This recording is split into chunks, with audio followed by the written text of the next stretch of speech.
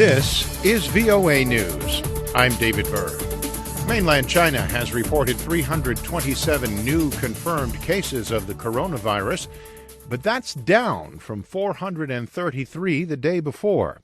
The World Health Organization says it is disturbed, though, that the disease seems to be spreading more rapidly around the globe.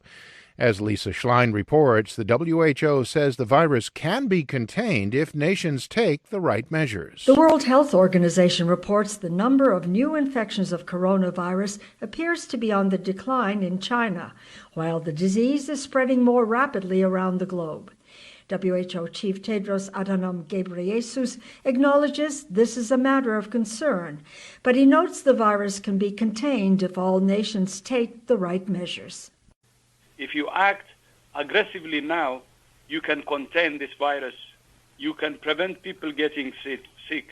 You can save lives. Tedros says this virus does not respect borders, and nations must seek to prevent cases from infiltrating their territory. Lisa Schlein for VOA News, Geneva. U.S. Vice President Mike Pence convened his first meeting of the coronavirus task force on Thursday in Washington, one day after President Donald Trump made him the government's point person for the epidemic. Pence brought in Debbie Birx, the administration's global AIDS coordinator and a medical doctor, to serve as his chief advisor in responding to the virus outbreak. He said the administration's priority is protecting the American people. The president has no higher priority than the health and safety of the American people.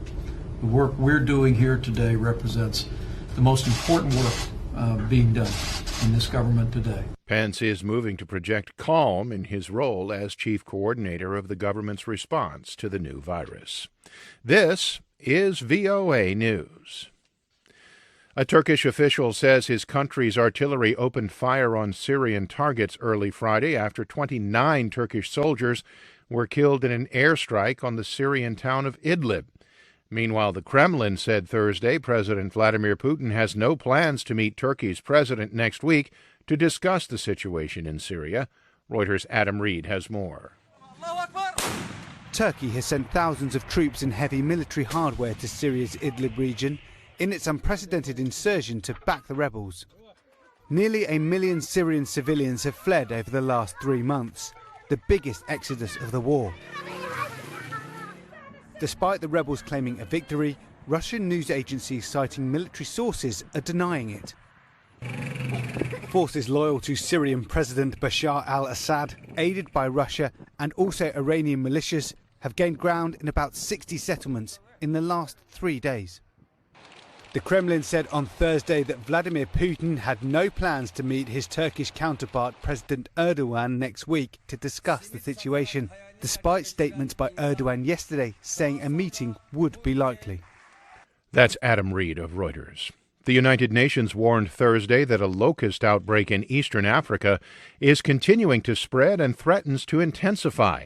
UN spokesman Stefan Dujarric said locusts were sweeping across 8 countries in the region: Ethiopia, Kenya, Somalia, South Sudan, Eritrea, Djibouti, Tanzania, and Uganda, and had just reached the Democratic Republic of Congo.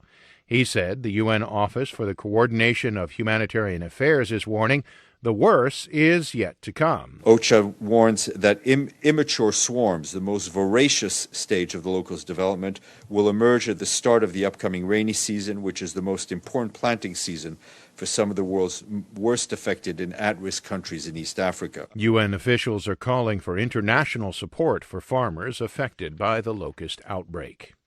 Wall Street markets continued to plunge for the 6th straight day on Thursday because of investor worries about the economic impact of the coronavirus. AP's Mike Gracia reports.